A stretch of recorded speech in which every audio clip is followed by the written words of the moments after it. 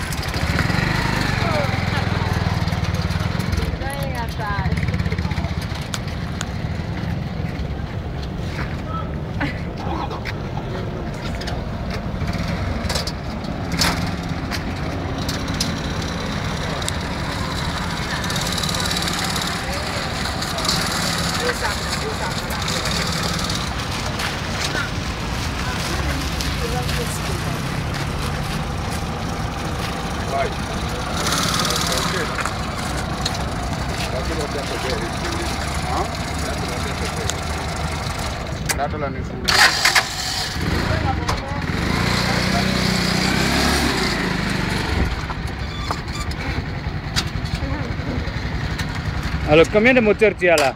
2. Et comment tu as fait ça? Pourquoi tu l'as fait? Ben, il me fallait parce que j'ai fait une première moteur qui faisait marche avant.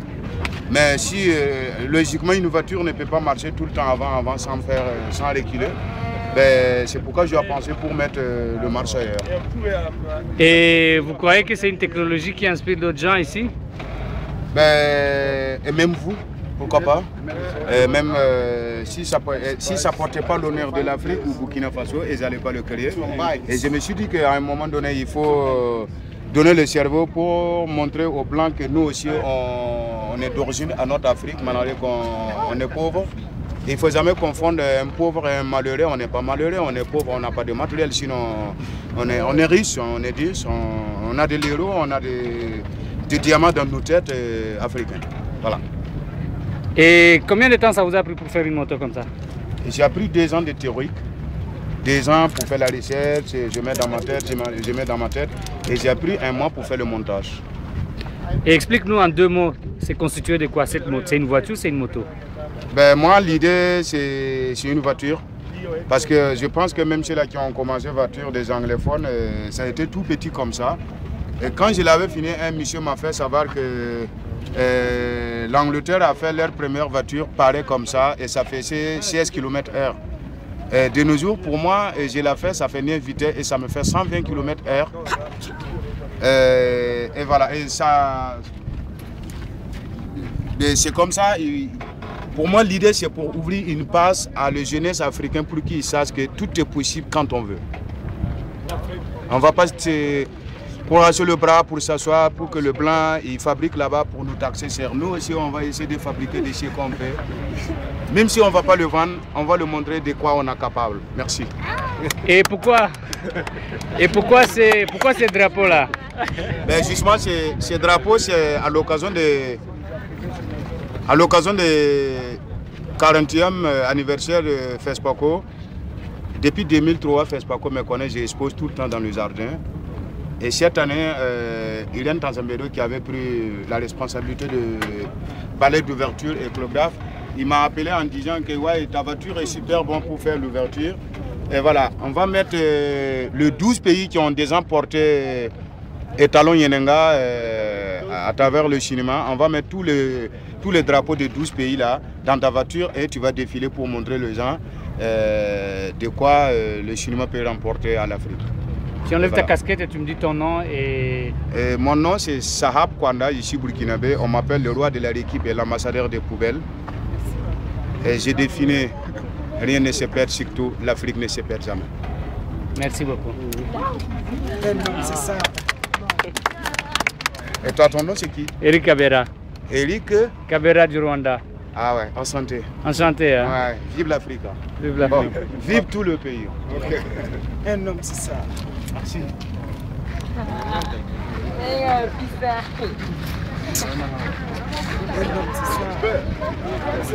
Merci.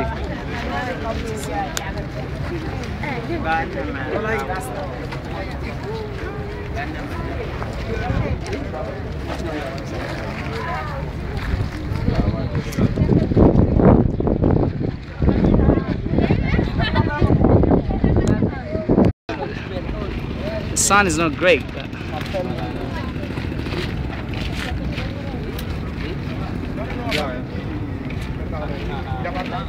il est là. Ah, il est là. Ah, ouais. Et dès que tu finis tes besoins là-bas, Ça va. tu vas voir des petites sculptures de caméramans, de photographes pour commencer au Facebook. Ça va. Oui,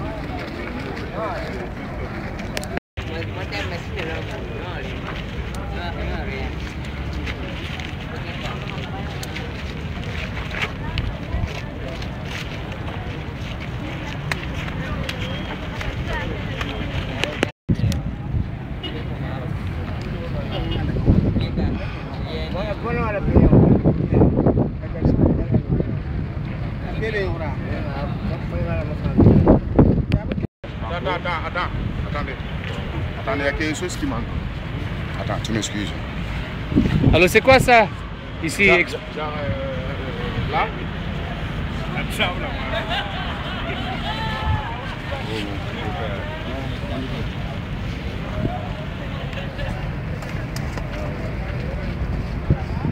Explique-nous un peu là, qu'est-ce qui se passe là? Tu enlèves un peu ta casquette comme ça, tu n'as pas de soleil. Justement, là l'idée c'est juste pour dire que on n'a pas besoin de penser trop pour commander des CS. Rien qu'à base de culture africaine, à base de savoir-faire africain, on peut trouver notre canapé CS Rambouré chez nous sans aller ailleurs.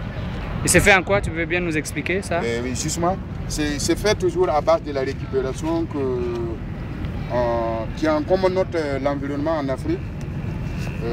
Le manteau qu'on paye, les voitures qu'on paye avec l'occidentaux, voilà. On utilise, on jette, et il faut aller le récupérer pour donner une seconde vie à ces ferrailles, et non seulement pour libérer l'environnement dans son crise, et encore pour montrer, pour essayer de renforcer la culture africaine. Et même le pare-brise de voiture. Et si tu rentres dans le hall, tu vas voir quelqu'un qui a exposé le pare-brise de voiture avec la peinture. Et tout ça, c'est une façon de pouvoir récupérer, à ne pas laisser encombrer l'environnement avec des ordures. Donc c'est pourquoi on m'appelle le prince des poubelles, parce que je passe tout mon temps dans le poubelle par rapport à hier. Quand je rentre dans le poubelle, c'est comme dans une salon d'honneur. Et l'odeur qui se dégage là-bas, pour moi, c'est comme des déodorants. Donc vraiment, vive poubelle et vive l'Afrique. Et ça, c'est une chaise? Ça coûterait combien une chaise comme ça? Ben, une chaise comme ça, avec le table, je pense que en grande exposition, ça va aller autour de 600 000. Mais au FESPACO, ici, il y a toujours un prix qui fait faveur au FESPACO, qui fait faveur aux festivaliers. Et voilà, donc à ce prix, on peut aller à 400 000, à 300 000 à la fin.